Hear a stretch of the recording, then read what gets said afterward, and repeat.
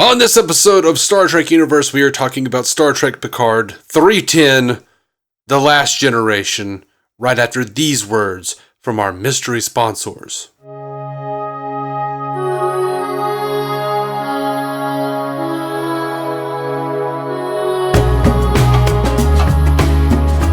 Welcome to Star Trek Universe, the podcast where two lifelong friends sit around and chat about Trek like they always do.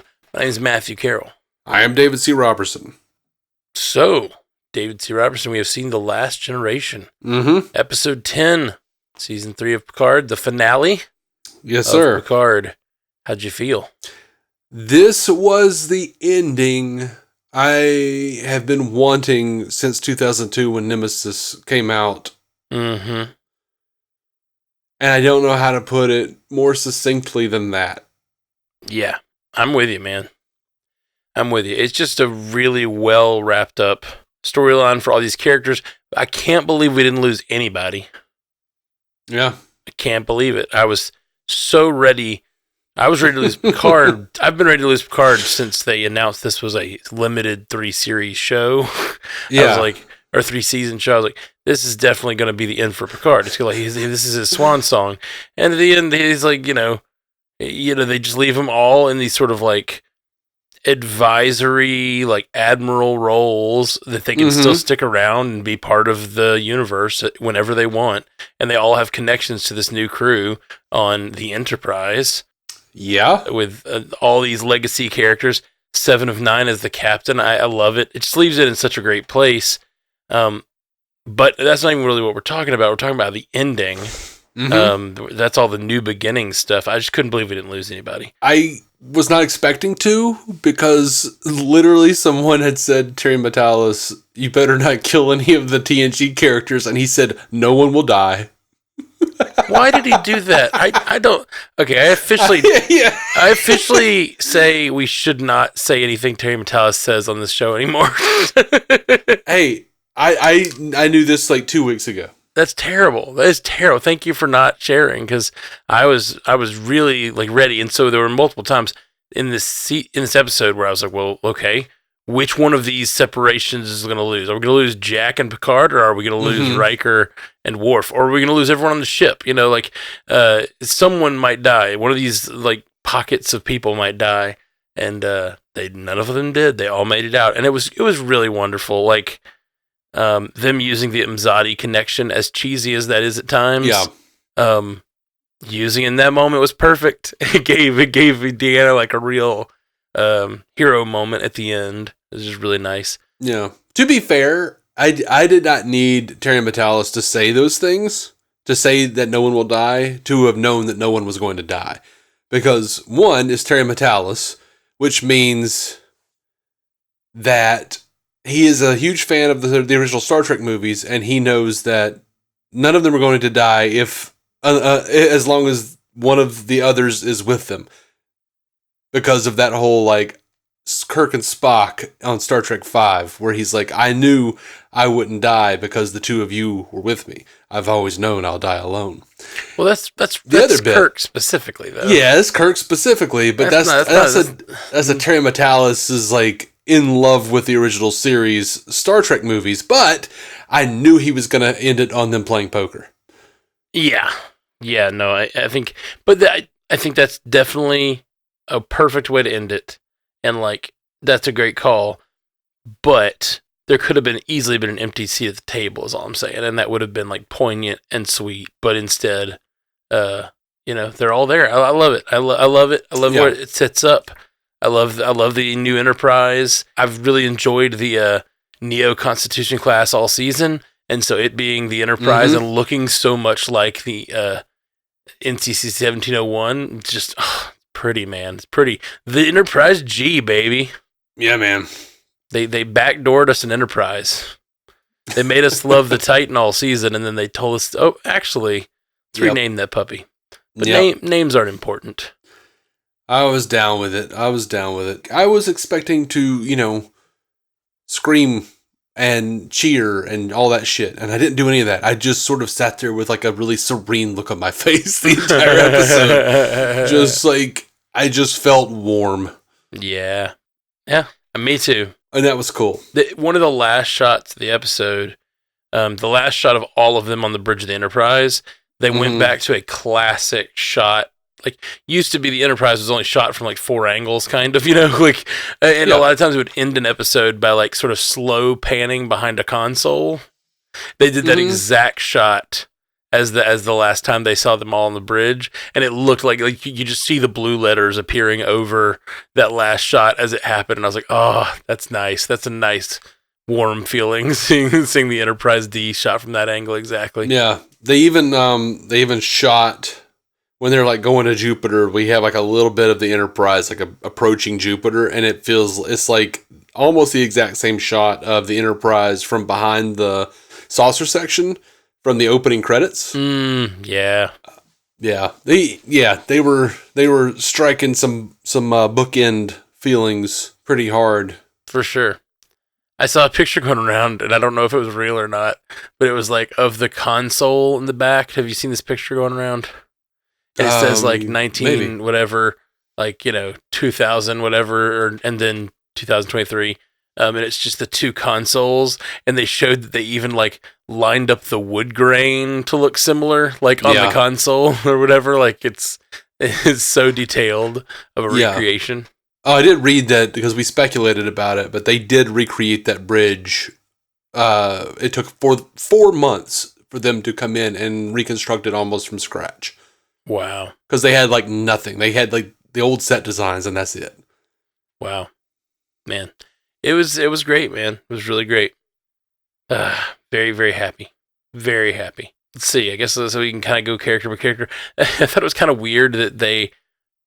Like, I know it's the last episode, and they wanted it to end on a happy note, which is weird. Like, it didn't end on a sorrow. There's no sorrow at the end of this. I mean, the Shaw message was sad. It got me crying. And I'm sad that he's gone, but they wanted the Jack Crusher, or Jack, Beverly, and Picard thing to end, sweetly. So they didn't do anything with that. Or they kind of had him overly chipper at the end, Jack particularly, and I thought it was almost strange because he did just like take over the fleet, like from that perspective of like the Borg are feared, and the ex-Borg are feared and all this stuff, and then like Jack is like a Borg transmitter who can take up until could take over all these humans, and now they're being deborgified. This is a year later, but still, it just felt like he did like choose to go to the collective and like kill a bunch of people. So it just felt weird that they're just so accepting of him almost. Well, he chose to go to the collective to kill the Borg and then wound up getting like accidentally indoctrinated. But, we didn't see him really dealing with what he did. Right. We saw him come back, and then they flash forwarded a year. Yeah, no. So I assume if Star Trek Legacy gets picked up and Jack is a main character, we're going to see a lot more of his dealing with why he chose that. Right, and I would also think dealing with the same sort of thing that Seven's been dealing with people not liking her because she's an ex-Borg and everything. Of course, he doesn't have the physical traits of it, so maybe he won't be as noticed. But people who do know who he is and what he did, like I feel like that's going to be a plotline going forward. I'm assuming you stayed for the after poker sequence. Of course. Yeah, I thought we were done. I watched it all, but I was like, I guess it's done. I guess it's over. And then I waited and saw. Dude, I was glad I didn't respond right away because you were like done, and I almost just messaged you and went Q, and then you were like, but I didn't. I was like, wait a minute, let me hold off. Yeah. And then you were like, holy shit. I was like, there it is. There it is. Yeah. So Q is not necessarily back, but this, I guess you could say, he says, you humans think so linearly. I guess that version of Q we saw die last season was, Q can choose to visit whatever time he wants in his death. That doesn't mean he won't exist going forward. Right. Oh, I mean, yeah. There's a previous version of Q that went forward in time, and so he's Dr. Manhattan. Yeah, in Watchmen. Yeah, exactly. which I'm good with. I'm fine with. I will say, does lessen the sting of Q's death in season 2, which was one of the better things in season 2. But okay. Yeah. I feel like this season is pretty much just deciding to ignore season 2 altogether. A little bit, doesn't it? It seems like that. The Borg have changed. Nah, not really. They're still out there. And then the Q is dead. Nope. That didn't happen either. Terry Matalas must really dislike season 2. I mean, he made it. Oh, did he make season 2? Yeah. Weird. Okay. I mean, yeah. Then weird that he undercut his entire second season. Yeah. I mean, he did leave halfway through to go work on season 3, and Akiva Goldsman stepped into showrunner. I remember that. I think the plan was for Q and Jean-Luc to have a goodbye. It was nice. I just think it's funny that those two major plot points are undone by the season, basically. Yeah. I dig it, man. I dig it. There's, I joked about it last week, how there's always a lot of talk in the second to last episode, and a lot of feedback. In the last episode, there's just not as much to talk about, because it feels final. There's not a lot of speculation to do. It just feels like you said, it feels warm. It feels good. It's just nice and I'm so glad that it does. Mm-hmm. Man, Worf falling asleep was perfect. Fantastic. I love that. So good. That reminded me of all those old as crap Klingons from the original series sitting around DS9. Yes. Just being old. That's exactly what it reminded me of. And this is 20 years later. It makes sense. Quark, Kang, and Koloth drunk off their ass on Blood One, sleeping it off at Quark's. Yeah. And also, just him being injured. I don't know why it reminded me of this, but remember that? Me and you laughed at this really hard at 5 a.m. one time when we were 14. But there's that, there's a Beverly Hills Cop. And I don't even know which one. It was 2 or 3, I think.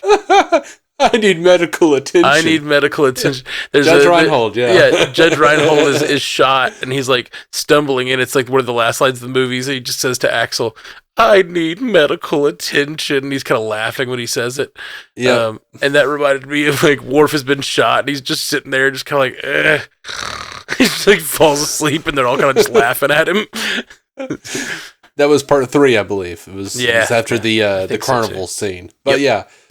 I loved Riker, his reaction to Worf. You had a phaser this whole time? Mm-hmm. He's like, swords are more fun. He just said, it was more simple. He said, swords are fun. Yeah. It's a great line. It's great. Great. I love Data in his way too long counseling session. Yes. That's the ending I needed for Data.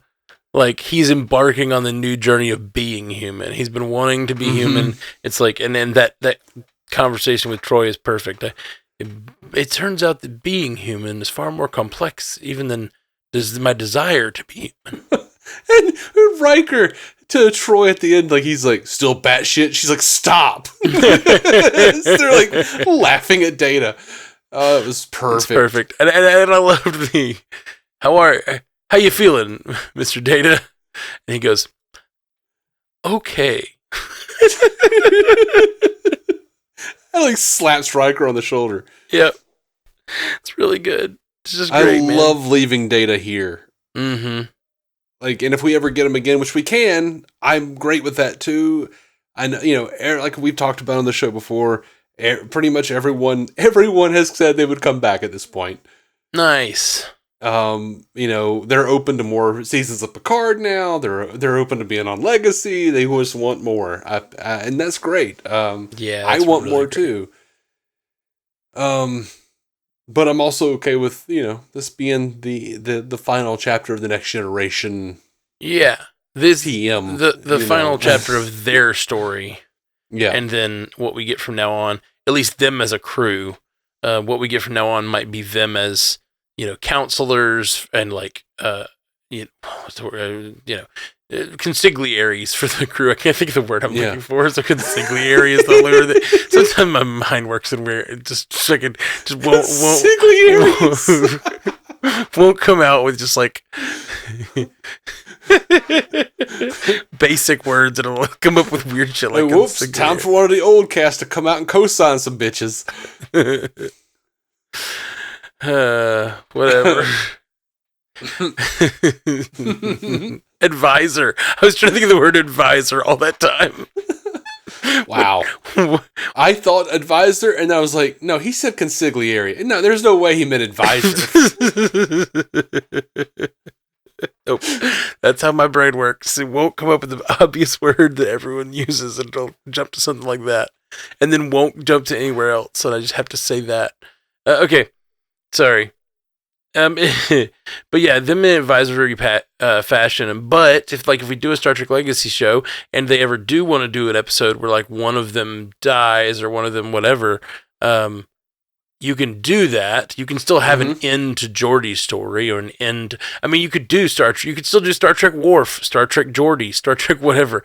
Like, yeah, you could still do all of that and not include any of these characters that you want to, but it be the end, like a good wrap up story for those characters. Yeah, this was great, man. It's really great. Yeah, I want to see the storyline where, Geordi finds out one of his daughters is dating, and then he's furious and demands for the other daughter to step in and talk some sense into his other daughter when he realizes she's dating, Barkley. Oh no. He's old enough to be your father. That's disgusting, Dave. It'd be great because I just want to see Dwight Schultz be like, she's the only one who's ever understood me, Commander. I'm not a commander anymore. I'm a Commodore. Oh, man. And you're an admiral. Yeah. I love him, Daddy. Who all's an admiral now? Beverly, Picard, yeah, and LaForge. He's a Commodore. LaForge is a Commodore. Okay. Cool. What a fun time, man. Just LaForge being in command was awesome, and him like weighing over those heavy decisions and looking to Beverly to almost get a clearance to make the decision that they're gonna have to kill her boy. And I don't know. It was all really good. Really good. Yeah. And again, I said this, a couple of things this season reminded me of Doctor Who, and that shot where the Enterprise like lands in over them as like as the camera's spinning around Jack and Picard looking up at the Enterprise like coming to the rescue. Man, that was good.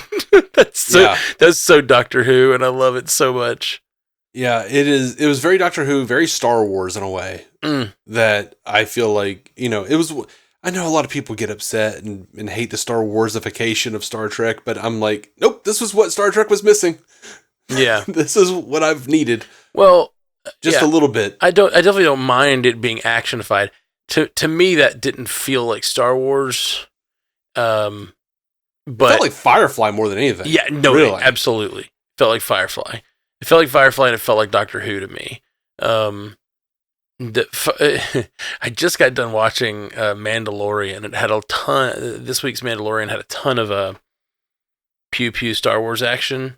And yeah, it's great. It's great, but it's a very specific style of I don't know, combat and stuff, and just that like coming in at the last second, like descending from the stars, the perspective of seeing the humans looking up at this humongous thing that is their ship. Like, it just felt so epic, man. It felt epic. Loved it. Yeah.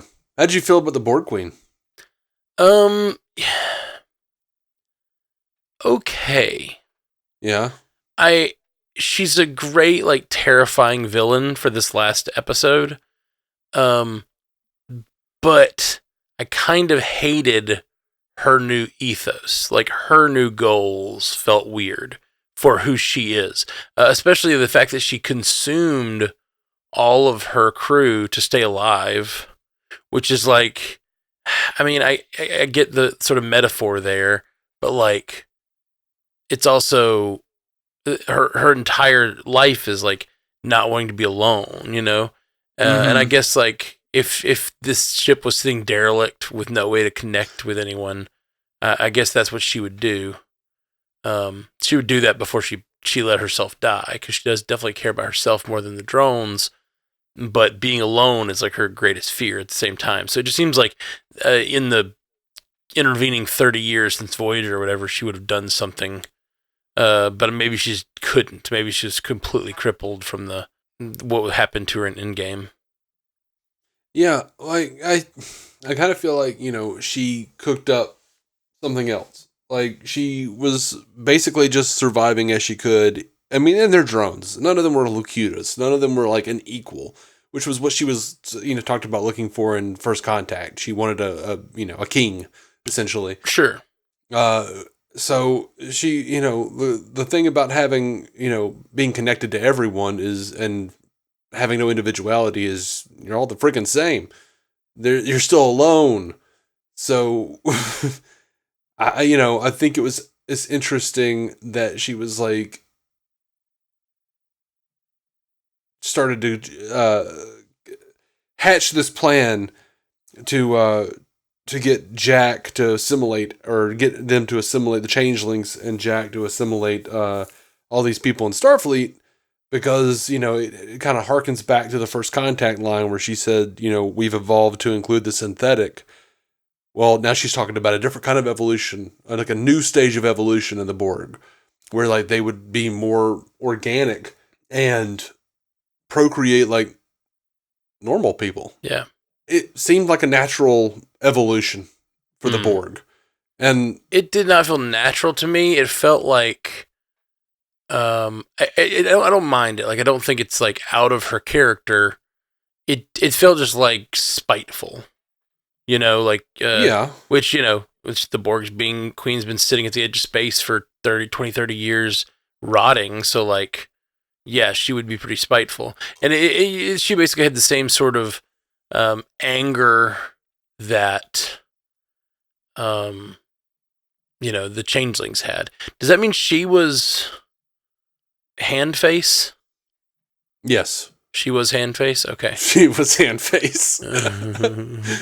But no, I mean, you and I have on this show talked about how, like, we would like to see the Borg basically become the Iron Man Extremis armor, like, where it's like nanotech inside of their body that's just like taking over like a zombie plague, instead of having to have like the giant bulky machinery and shit. Sure.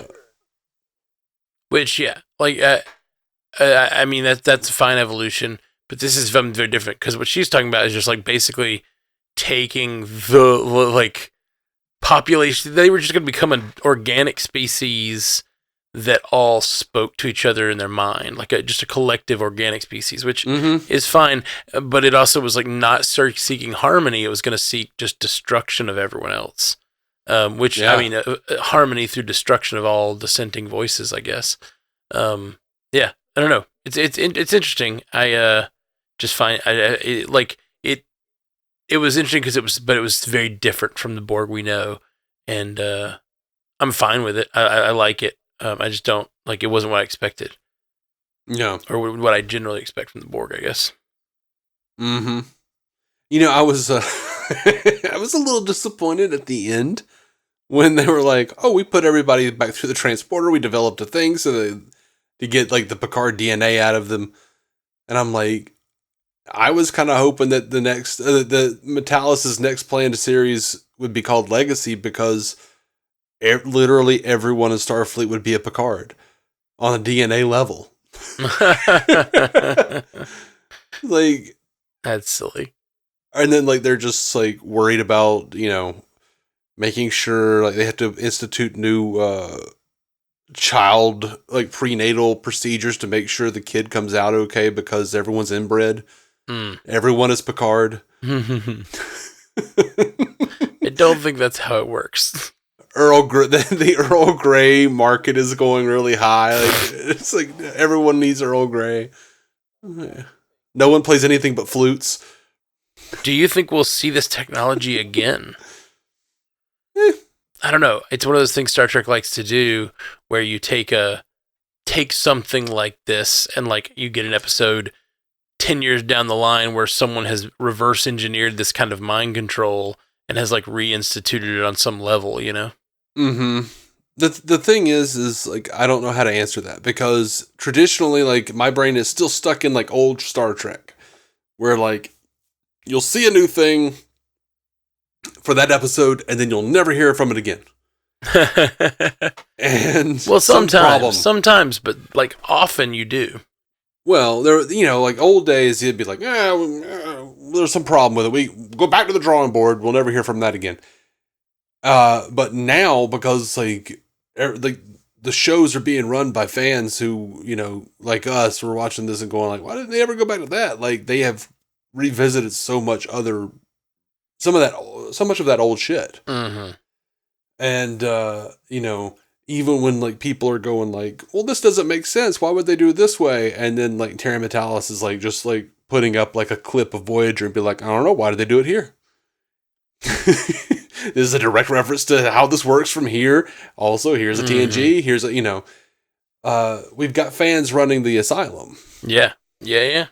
So I don't know, maybe so. Yeah, it's just one of those things that like I could see in the future, like an episode or an arc where there's some villain who has repurposed this technology, or even someone thinking they're doing a good thing, kind of like they did with the fleet this episode, where like, yeah, we've instituted using this like Uromatic syndrome, whatever, scoopage. We've instituted a protocol with our warrior class or something. Like it could be an alien race, it could be like. What if like all of the I don't know, Cardassians, when they go on the battlefield, or the Klingons institute some sort of like battle readiness mode where they all like control it. The admiral like controls everyone's brains or something like that. Like could be an interesting thing to see in the future. And this could be like the root of that kind of technology. I don't know. My mind's just already like wanting to write Star Trek episodes about like this, you know what I mean? And that's the fun. Mm-hmm. That's the fun, man. It's so great. Yeah. Let's see. Who have we not touched on? No Wesley, but Crusher's around still. So yeah, it's definitely possible that we'll see Wesley in the future come to see his brother on the Enterprise. How cool was that?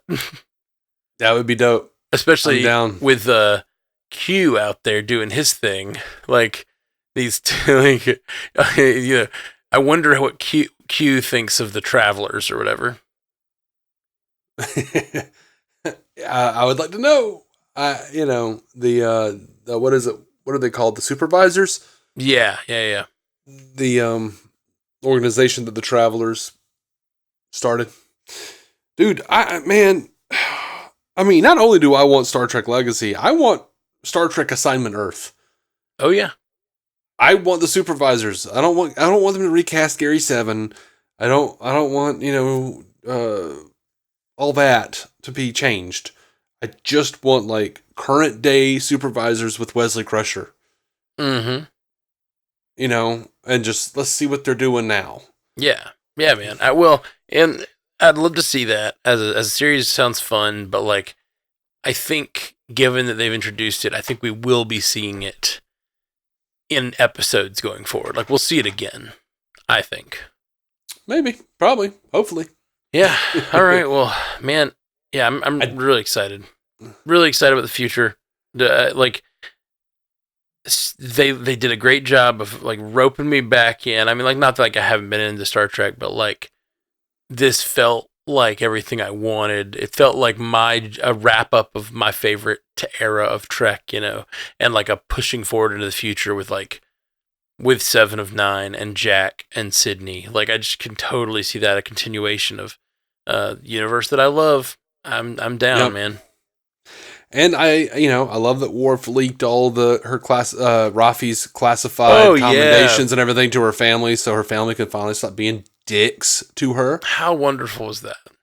I'm a little pissed that their family was like unaccepting of her flaws, like leading up, like, oh, they have to, have confirmation that she's some kind of like big Earth/universe saving, hero, for them to be like, okay, you can see your granddaughter. Like, no, you sack of shit. Yeah. But I'm glad she was happy. Well, last he saw her, she was like using, like, she was on drugs and she was like obsessed with the conspiracy theories that he didn't believe were true and stuff. Like, from his perspective, I see why, but like, it's it's nice to know that, like, basically they validated in the eyes of her family, like, all those conspiracy theories she's been spouting all these years were like, cause she was an actual, like, spy actually doing this stuff, you know? Yeah. And I want to say, watching Data smile devilishly as he piloted the Enterprise through that Borg ship was like my favorite moment out of Star Trek, I think. Oh yeah, like, or one of the top 10. Like, it was fantastic. Great. Why am I sensing enjoyment? It's really good. It's really, really good. Yeah. I mean, I feel like I've got not much else to say at this point. Like, I know I will later in the week, but I just loved it. Yeah, I loved it. And I don't know. I kind of feel like I need to process more. Exactly. Yeah, I kind of do too. I feel like right now I'm just like in the glow of how good I think it was and how well it wrapped everything up, and like made the Borg interesting again. I feel like I need to go back and see. Early in the middle of the week, I was thinking about my take on Picard, and this is me just being a little petty that I didn't get what I wanted. But in the middle of the week, I was thinking about how my thoughts on Picard last week were, well, this show started with him, like, you know, deciding to save his son and like screw over a bunch of other people. So, like, you know, one way to end this arc is for him to like be willing to kill his son, you know, to save the universe.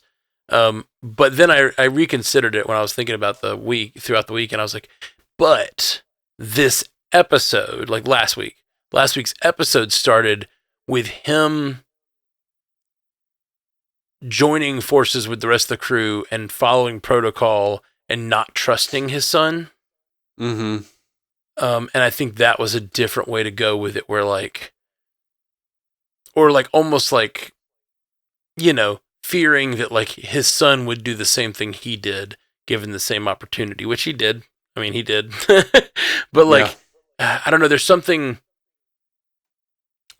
beautiful about a father seeing the sins of their son and how similar they are to their own mistakes, and seeing their own humanity as reflected in their child's, and having like a love for themselves that is like they see their child who they love and who they don't blame for the mistakes that they've made, and in that they see their own guilt assuaged. You know what I mean? And I think there was something to play with there, and maybe they did a little bit. I need to rewatch it, but I don't feel like it.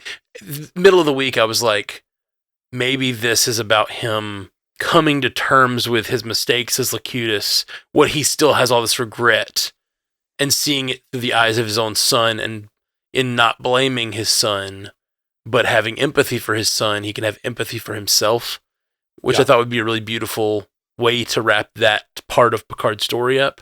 I don't know that they did that exactly, but it was more about like, he didn't stick with Jack. He didn't stand by Jack when he had the chance. Like when Jack was decided to run off to the Borg, he was like, we're going to lock you in this room, and we put guards outside, you know? And instead, at the end, he did decide, like, even if you're going to stay here and be a Borg, I'm going to stay with you. Like, I'm with you no matter what. And he says, like, I got to stop being your captain now because I got to go be a father. And, like, get a little choked up, sorry.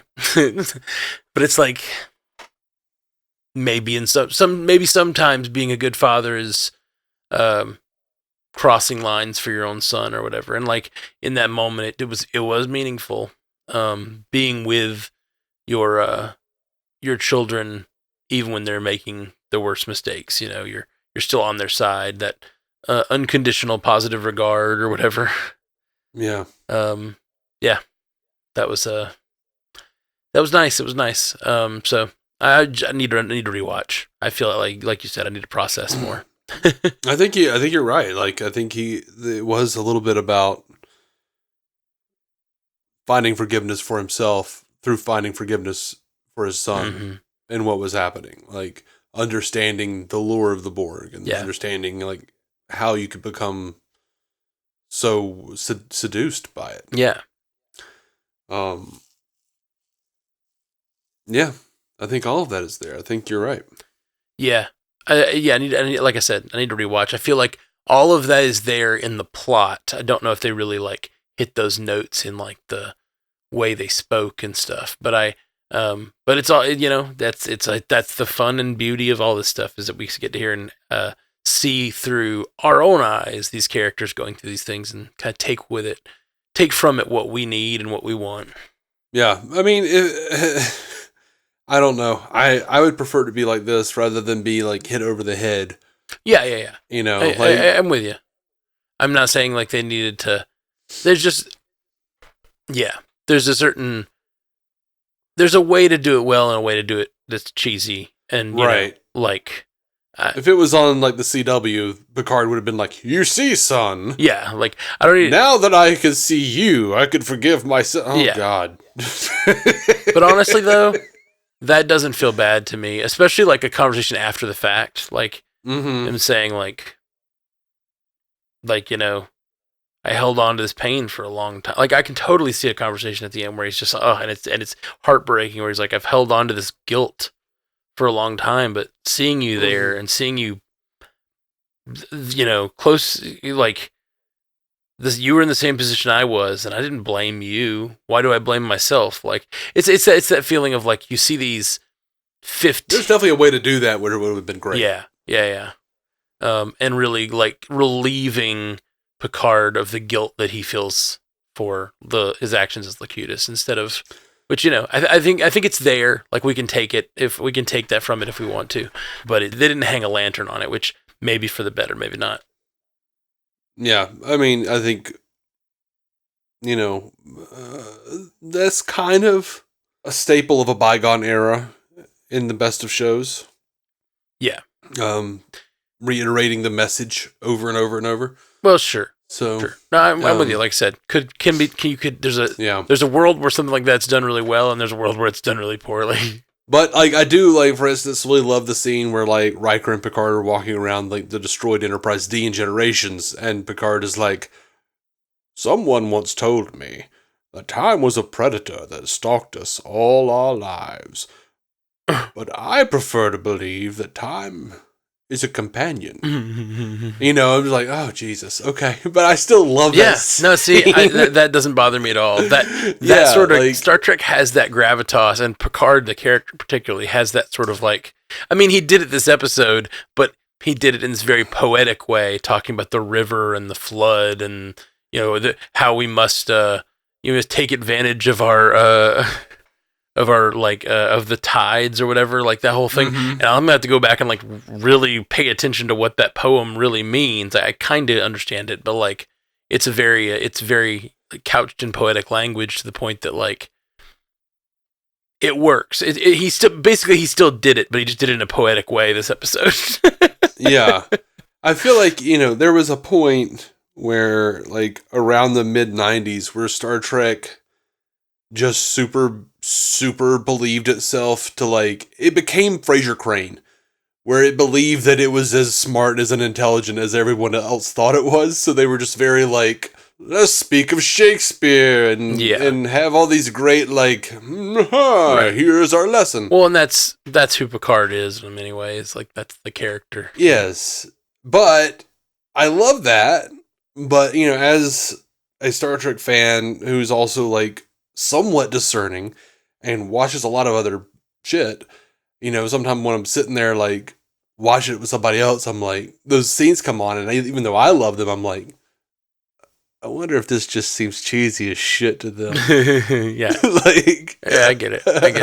Oh man, speaking of like just connections to the past and a bygone era, what about President Chekhov and his message to the fleet, or to the people out there, that had to have been a quote. I don't know where it was from though. When he says about like hope and how hope is never gone or whatever. I don't know that I recognize the hope is never gone thing. I did, it was clearly Chekhov's son. Right, exactly. Because I love that they named him Anton after Anton Yelchin. Oh, I didn't even catch that. Ugh. Yeah, that's beautiful. So Anton Chekhov, yeah, I loved that. I love that he said there are always possibilities. Because that's a Spock thing. Right. It felt like the logic of like Spock and Kirk, like Spock's logic and Kirk's hope sort of mixed together and distilled into this like fatherly advice that he would give his son. Like it feels so good. It was great. It's so good. I'm so glad that we didn't end this cast without talking about him, because I was so excited to hear that and just be like, oh my god, that's awesome. Yeah, these instant casts are tough because normally I like to take notes before I do a podcast, but like on my favorite stuff, I don't like to take notes. So I just watch it. I just watch it to enjoy it, and we just have our loose discussion about it. But I'm sure I'll watch again and take some notes before our next cast, which will be a feedback cast, which I barely will need notes because you guys out there will catch everything we didn't talk about, I'm sure. And send us some feedback. StarTrekUcast@gmail.com. Do it. I have not I tried to very quickly just now, but I didn't see anything. I sure as hell didn't pay attention in the credits. I really am wondering who did the voice of Anton Chekhov. Oh, yeah. Like, was it Walter Koenig? I thought about like how it kind of sounded like him. But there was also a great moment for whoever it was doing great voice acting, because they also, when they did the quote from his father, they leaned into the accent, and it was just, Whenever I would speak to my dad before he died, I sounded so much more country than I ever do. And sometimes when I still like talk about my dad, I'll sound more country than I normally do. Yeah. And my dad wasn't even that country, but for whatever reason, like he was, he grew up here in Alabama and stuff. And so he did like, I had like more of a down home voice whenever I'd talk to my dad. And so like just hearing him like switch into, I'm quoting my dad now, and he kind of like just goes into his dad's voice a little bit further. Yeah, and your dad would do like this like little, almost kind of a silly thing. Yeah, like where he would do this like silly country accent. Yeah, and he would. You absolutely pick that up when you talk about him. Oh, for sure. When you talk to him. Yeah, when I talk to him, I would find myself like, oh, I sound so country right now. I would be sitting on the couch or whatever. Anyway, this was great. So many good things. So many meaningful things. I love it. Hey, we never asked for this. We always forget. If you've enjoyed this run of Star Trek episodes, which have been a lot more of you guys following along, because this has been such a big show for Star Trek, please go give us a 5-star review. It'd be really great, because we don't ask for those enough, and we don't get them that much because we don't ask for them. So leave us a 5-star review on Apple or whatever podcast you use. Leave some feedback or some thumbs up and such, because it really helps out. A lot of them don't have feedback. A lot of them don't have like the reviews. It's really just Apple. Yeah. So like, and our like number 2, like on both this cast and DC on Screen, my show is Spotify. Mm-hmm.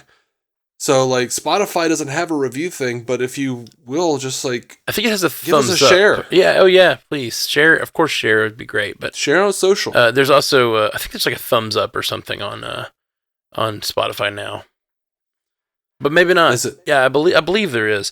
There is something kind of neat on Spotify. We're running Multiverse News. We're hosting it with Spotify. And they have a thing where I don't know if you can do it if you're not hosting it, but if you're hosting it on Spotify, you can put a poll up on Spotify. So it asks a question right on the app where you're listening. So we've been doing that like on Multiverse News every week, asking a question of the audience, and they can write there in Spotify, like vote. And then we get to talk about it on the next episode, which has been really fun. Cool. You might be able to do it even if you're hosted elsewhere, but I'll have to look into it. Okay. All right. But yeah. We love you guys. Joel on True. Live long, prosper, cake is eternal. What was the one last week? Dumjot human. Dumjot human. Thank you for listening to the Star Trek Universe Podcast, a Stranded Panda production. If you'd like to hear more from David C. Robertson, check out the DC On Screen podcast or maladjusted.tv for his web videos. If you'd like to hear more from Matthew Carroll, check out the Marvel Cinematic Universe podcast or listen to his music. Just search for Matthew Carroll anywhere you get music.